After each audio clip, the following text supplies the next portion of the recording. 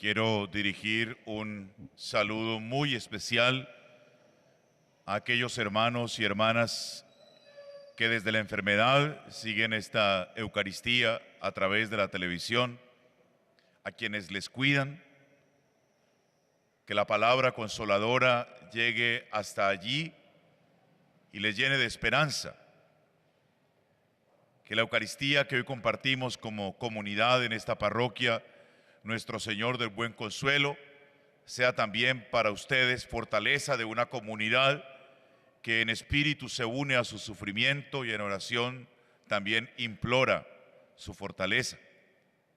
Saludo también a los hermanos y hermanas privados de la libertad que desde los centros de reclusión siguen esta transmisión, a sus familias.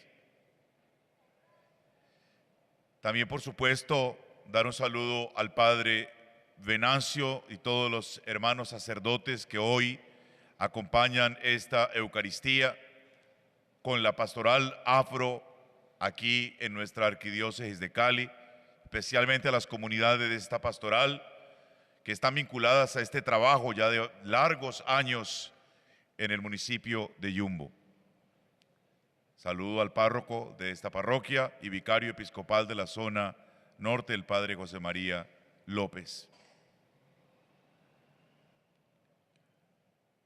La primera lectura de hoy, en este ya sexto domingo de Pascua, nos muestra que desde los inicios de la iglesia, de las primeras comunidades, había problemas, había dificultades. Y una de ellas es que a los que venían al cristianismo provenientes de lo que se llamaba la gentilidad, es decir, de culturas diferentes a la judaica, se les quería imponer las costumbres propias del judaísmo. Y en este caso, el rito de la circuncisión, que era específico y propio como un rito de iniciación en el judaísmo. Pero también aquí encontramos un elemento luminoso que creo que a lo largo de la historia también ha acompañado la iglesia en medio de sus luces y sombras. Se encuentran los apóstoles para discernir la dificultad y con la luz del Espíritu encuentran un camino que supere la dificultad. Ese elemento luminoso es que siempre en el fondo y el corazón y la esencia de la iglesia ha estado reconocerse como un espacio donde estamos llamados a ocupar un lugar todos, sin importar nuestros orígenes, sin importar nuestras diferencias de mucho tipo, de muchas características. Al final, la decisión, hemos decidido, el Espíritu Santo y nosotros, no imponerles ninguna otra obligación fuera de lo indispensable. Unidad en lo fundamental, unidad, pero también desde la diversidad. La iglesia es una iglesia donde se vive la unidad, no la uniformidad. La pluralidad, la diversidad de culturas, de orígenes y de otros tipos enriquecen y embellecen la vida de la iglesia, que es como San Pablo la describe, bajo la comparación del cuerpo, donde un dedo no es igual a una oreja, ni la oreja es igual a un brazo, y etcétera. Son cada uno miembros tan distintos del cuerpo, pero unidos por el poder del Espíritu, constituyen la belleza del cuerpo unificado. La diversidad no significa imposibilidad de entenderse y de convivir en armonía.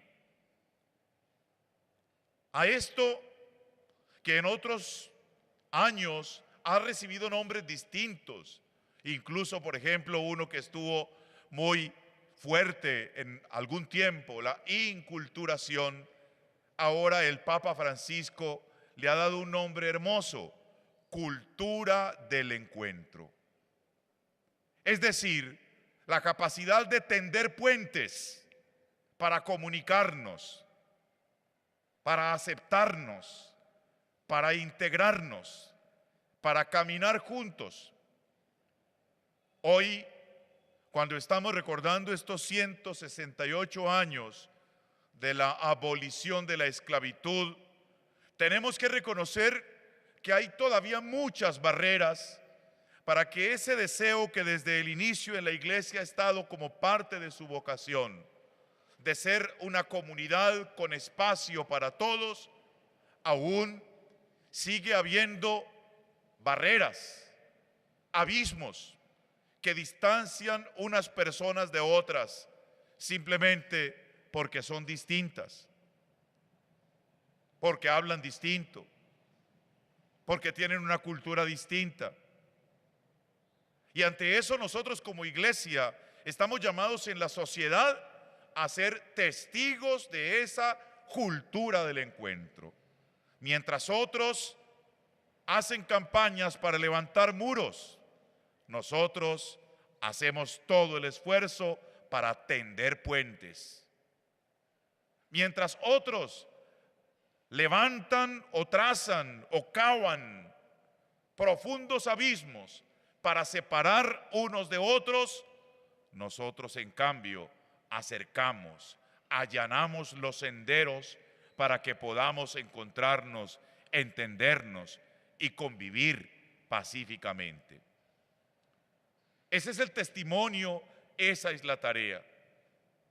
La presencia de la pastoral afro y de otras pastorales en la vida de la iglesia no es más que la constatación de este esfuerzo permanente de la iglesia, de valorar y reconocer la riqueza de la diversidad, pero de una diversidad que no es excluida, pero que tampoco puede ser excluyente, sino que debe ser valorada, acogida e integrada por todos.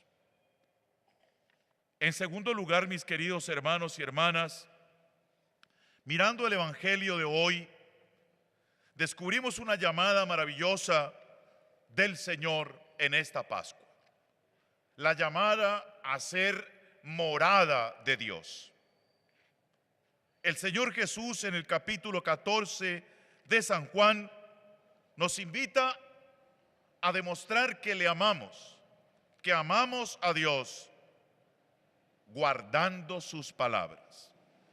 Y que cuando nos esforzamos en amar a Dios guardando sus palabras, nos convertimos en morada de Dios. Como creyentes, nosotros debemos dar testimonio de que Dios habita en nosotros y entre nosotros.